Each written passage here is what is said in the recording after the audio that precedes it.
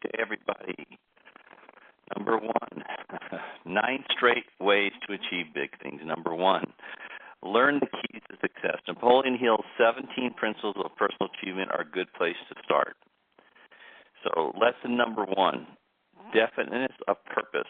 Definiteness of purpose is a starting point of all achievement. Without a purpose and a plan, people drift aimlessly through life. One of the things I'd like to, reiterate here, I've said this probably before on another call, but I read Napoleon Hill's book, Think and Grow Rich, I'd say probably about 15 times or something like that. I read it over and over and over again because it's everything. It's the thought process. So this is really from that book. I mean, it's a synopsis of it, but, the way that you think is everything. So number one, definiteness per. Number two, get clear on your goals. I think one of the things that holds most people back and why people flounder or why people lose their focus is they never get crystal clear on their goals. And one of the things that helped me is I knew exactly what I wanted. I thought about it relentlessly. I had it written down.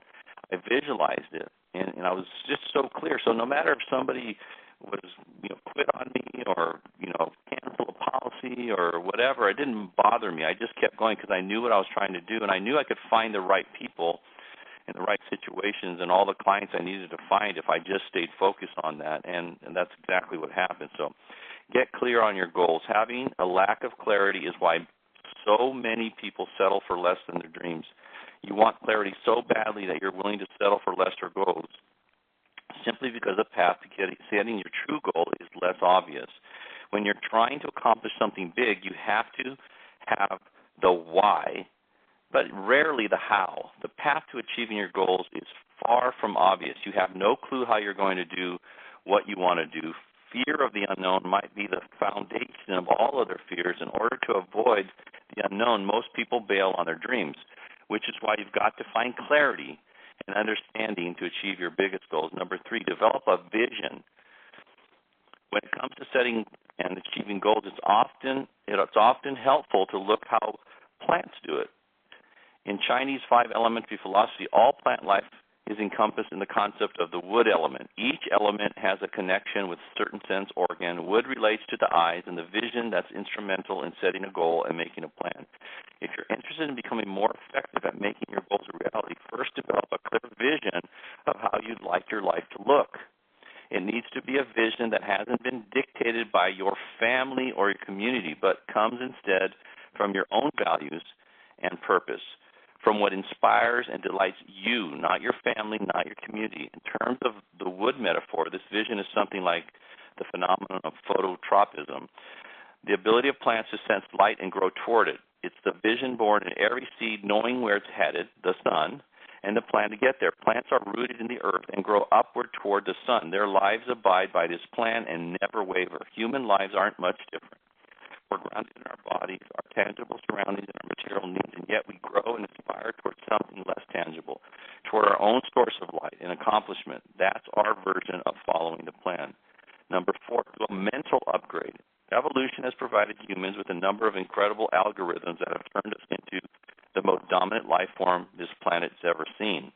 But evolution has also snuck in some programming that makes us act like idiots. Our job is to figure out which is which and turn up our reliance on the ones that help and entirely mute the ones that hold us back. The trick is knowing how to assess what's helping and what's hurting. For me, the answer is very simple. Do and believe that which moves you towards your goals. Everything emanates from there. Once you know your algorithms to run, which to terminate, the question becomes how to actually stop the original program from running. The answer is you don't. Nature's far too clever to let her algorithms be turned off, on and off so easily. They're buried deep in our hardwiring. But although you can't turn them off, at least not quickly, you can use them as a trigger to run the new and more useful ones that you want to take its place. Number five, have a positive attitude. Your attitude determines the state of the world you live in. It's the foundation for every success and every failure you've had and will have. It will make you or break you. Your attitude controls your life. But the good news is you control your attitude. Attitude creates that The way you feel about people and situations, your actions are a result of your attitude, which in turn creates a reaction from others. It is your attitude toward others and the universe that determines the resulting attitude toward you. Have a positive, joyful attitude, and you'll have a positive, joyful results. Put out bad, negative attitude, and you've failed before you begin. Basically, what you think is what you get. Number 6, feel necessity. Necessity is the emotional drive that makes great performance a must instead of a preference. Unlike weaker desires that make you want to do something, necessity demands you take action. When you feel necessity, you don't sit around hoping for success. You get things done because you have to. There's not much choice. Your heart, soul, and the needs of the moment are telling you to act, and if you didn't take action, you'd feel as though you weren't living up to your standards, meeting your obligations, or fulfilling your duties or your destiny. Necessity inspires a higher sense of motivation than desire because personal identity is engaged, creating a sense of urgency to act. Number 7, practice the right disciplines. Daily interruptions are inevitable. Acting on a fear of missing out, we allow the beeps and dings and vibrations to interject to assure us that we're connected, and subconsciously we tell ourselves that constant connection has no impact on the amount of work we can accomplish. But in reality, we're so bombarded with outside noise it becomes almost impossible to avoid, and our productivity suffers because of it.